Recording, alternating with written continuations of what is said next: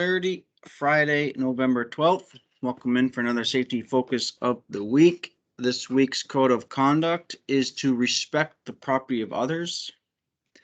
Especially important to think about when we drop equipment off on abutting properties where our projects are. Well, we've been receiving some complaints of property owners of us tearing up lawns. So let's try to do our best to mitigate any potential damage to lawn care out there. And if so, let's try to clean up quickly if we can.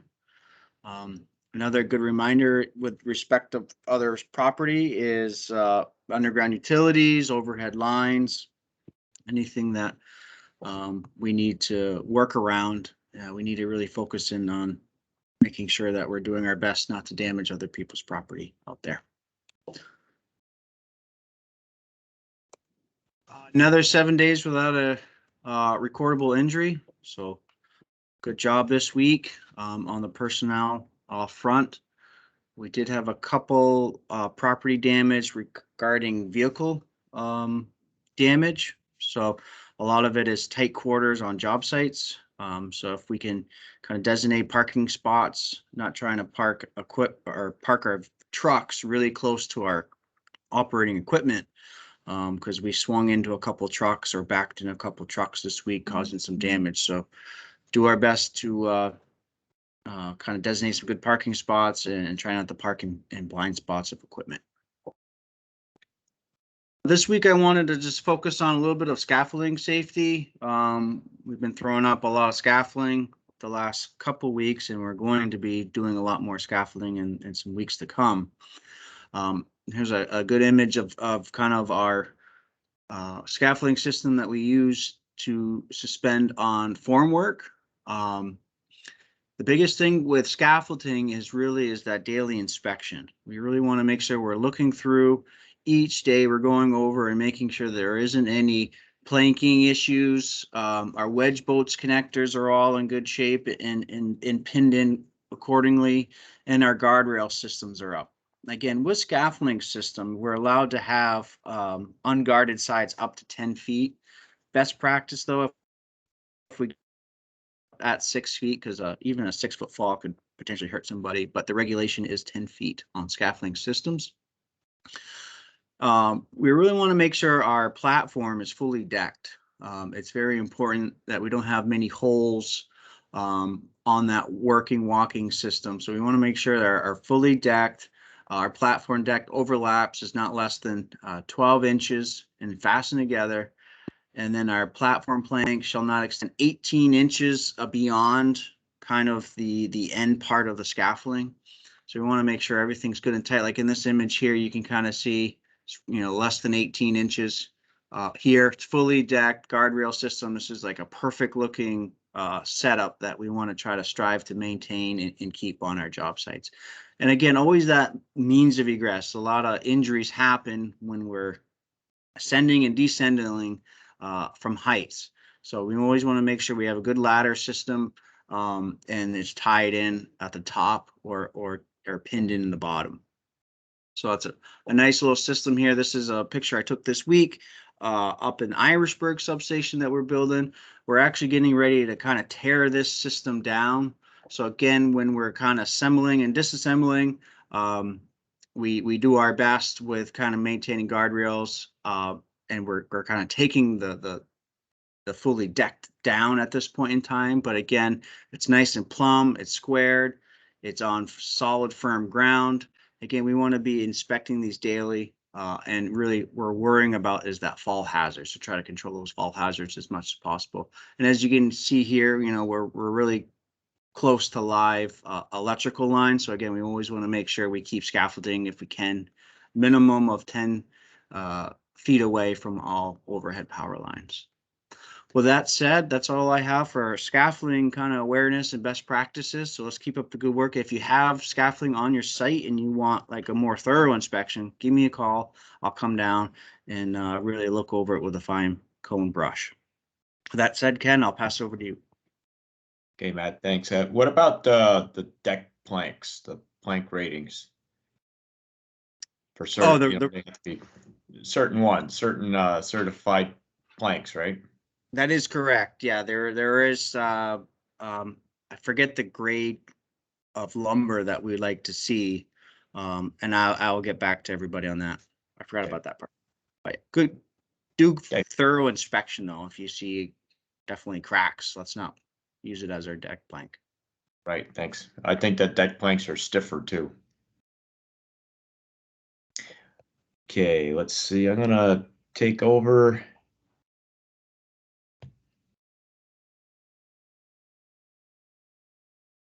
There we go. Can you see me? The email. Yes, we can, Ken. Okay, thanks. All right. So for announcements, I have included the obituary for Walter Knox, and it's today. There's a ceremony. Also, I've left highlighted or unhighlighted now the open enrollment.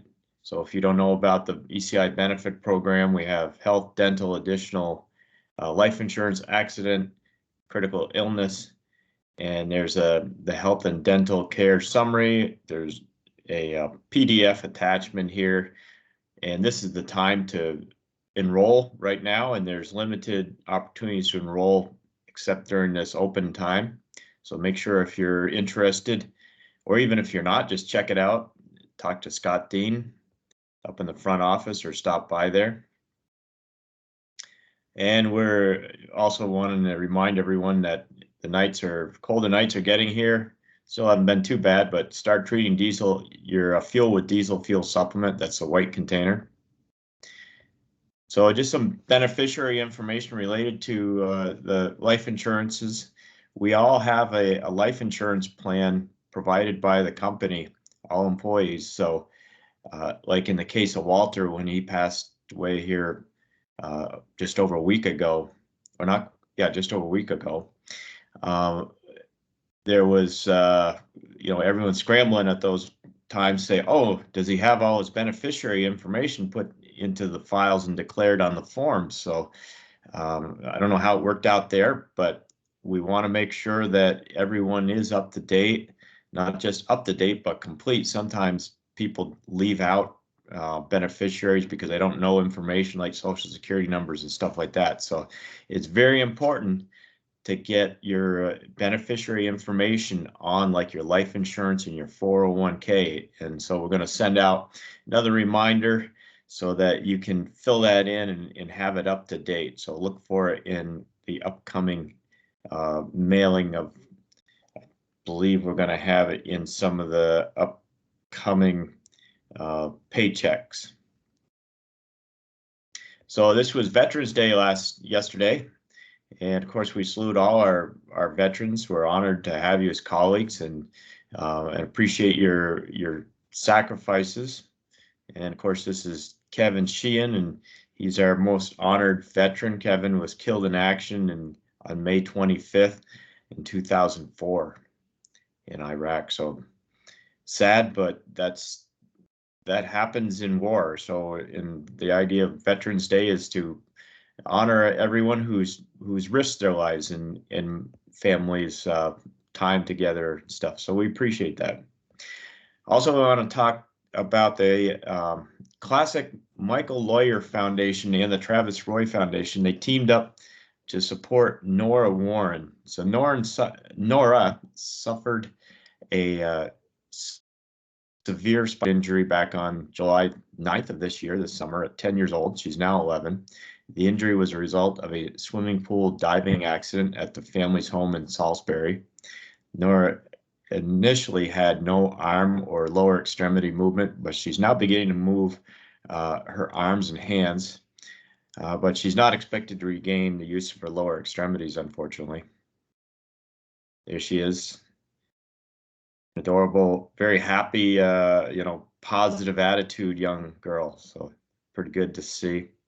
And the classic Mike Lawyer Foundation and the Travis Roy Foundation came together to purchase a fully loaded Dodge handicap van for Nora's family. The van was delivered to a smiling Nora Warren on Thursday. Oh, I forgot to change that time. That was Wednesday, not Thursday. I questioned that and I forgot to get back and change it. The van will allow the family to best move into the future with their new normal, and it was easy to see much relief from Nora's mom and dad, Amanda and Brett. So Sarah Wallen represented ECI with Tom Lawyer, and a note from the classic Michael Lawyer Foundation that there's huge thanks to all of us at ECI who've supported their cause. And then earlier in the summer, Andrew and Adam Piper helped reconstruct the Lawrence driveway for the construction of a new handicap ramp and better access to the main floor of the house. The original driveway went down to the lower level and the living level was up above. So they helped build volunteered their time, and ECI volunteered the equipment, and I guess Carrera Concrete contributed some of these waste blocks, and they built a driveway up to that first level of the house. Here's the primary care, and thank you everyone for doing that, representing ECI that way. Also, this next section is the primary care wellness program, and if you need information, go ahead and give it a link. For weather, we got a very rainy day coming today. It's certainly already breezy, but it's going to be pretty heavy rain right through early afternoon at least, maybe longer. Fortunately, it hasn't started yet, but I think it's coming. Congratulations, Vermont. Let's see, we're 79% vaccinated, but you'll notice the percent is lower than the last week because now they're counting children older than 5. So we got a larger population to vaccinate as a whole percent. For the projects this week, we are reviewing the Dead River Company propane miser in Rockingham. We're contracted with the Dead River Company to provide design build services for new foundation systems and new, let me start again here, to provide design build services for new foundation systems or foundation for a specialty propane equipment at the Bellows Falls facility. Actually Rockingham, because Bellows Falls is a village within Rockingham.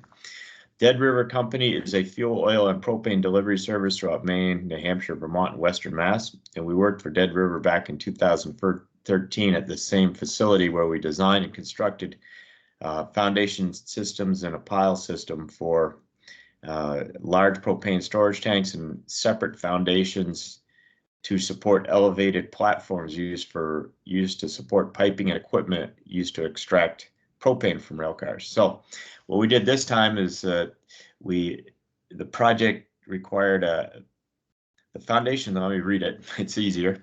The foundation system on this year's project support new age propane extraction equipment, which can safely remove all contained propane within a rail car down to 0 psi gauge.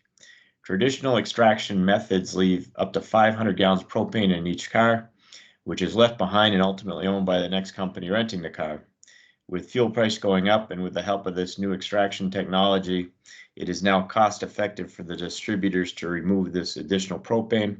On this project, ECI teamed up with Dubois and King and Sanborn Head to design precast block foundations that would support the static and dynamic equipment loads at an elevation above the floodplain levels and also provide adequate frost protection to prevent any movements. So due to the sensitivity of the new equipment, the foundation surfaces need to be perfectly flat at the top. So ECI opted to cast the precast blocks on their sides so that a solid flat form plywood surface would be used to ensure the flat surface. The blocks were lifted onto trucks at ECI's shop and transported to the site where they were tripped over and set in place with the help of Valley Crane, with extra close attention being paid to ensure the top surfaces were perfectly level. Precasting allowed for fast track construction installation, minimizing the overall duration and disruption of the facility. Galvanized steel staircases were installed for access to the equipment controls, and they were assembled and supplied by our supplier LWI out of Morrisville. So this is the plan view here with a few markups in red, but there were a total of 4 different piers, 2 with stairs spread out near the railroad. Oh, I get 2 of those. And then here's a section just showing you that it's set up, well above grade, 4 foot above grade with stairs and just a block concrete foundation supported on a crushed stone layer. So here we are in the yard forming it up. And these are this looks like the stair platforms being poured. And then we've lifted it onto the trucks at the shop here where we did the fabrication. And then at the other end, Valley Crane unloaded and tripped them up vertically with a good surface on top. There's some of the tanks that were installed back in 2013 in the background, the railroad off to the right, you can see beyond the fence. And we set these structures in our excavation, got them perfectly level. Looks like we had to use some shim pads. And then did some other site work while the owner started assembling and installing the equipment. Another one of the equipment from a different angle. You see the tracks right in the background. And a little bit of work. This must be for the stairs. And there we go. Just doing a little patching on the concrete surfaces of the precast. And that's what we got. The thing I believe must be in service by now. Then from the photo archive, I grabbed a picture off the internet of Steamtown, USA. I looked on my own documents. I couldn't find. No, I'd been to Steamtown. I thought we might have had pictures when I was a little boy, but I couldn't find anything. I'm sure they exist. But this was Steamtown down in Rockingham. It was right across the tracks from this work we're doing. It was back in the 80s. It got moved to Scranton, Pennsylvania, where it currently exists. But there was a big collection of locomotives from the steam era. So this was the big boy, a big boy, UP, the Union Pacific big boy, the 4012. So pretty cool history down there too. So that's what I got, Matt. I'll turn it back to you. Have a good, safe day out there. And remember, it's going to start raining pretty hard out here. Yep. Thanks, Ken. And if All you're right. watching a group setting, please just send over a good attendance record so we can document that, please. That'd be fantastic. Let's be safe today. And give me a call if you need me. Thank you. Okay, gotcha. Yeah, bye.